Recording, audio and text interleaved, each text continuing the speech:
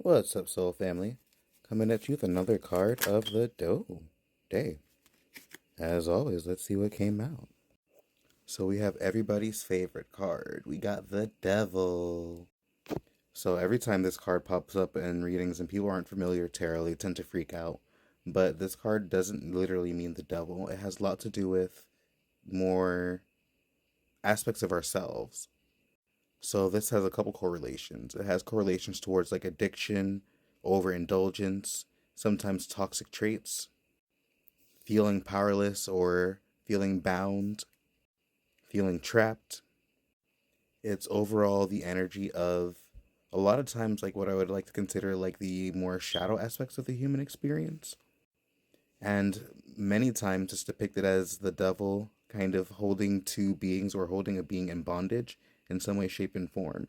But the very important part about this card is it's oftentimes able to be shifted with just a change in the mindset.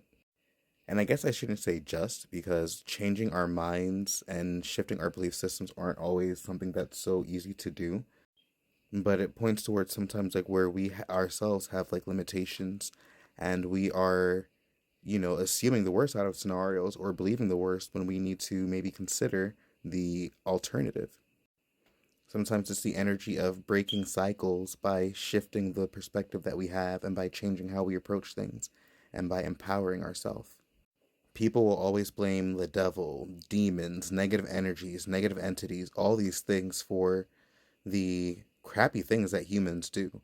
And in reality, a lot of it really is just the human themselves being accountable and having to, you know, simply accept that another individual or themselves might not be operating out of the best way that they possibly could. So the overall goal is to break free of the chains by changing who we are, or I guess embodying a better version of ourselves.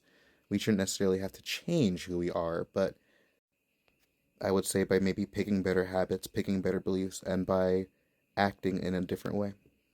But either way, peace and blessings. I hope you guys have a great day.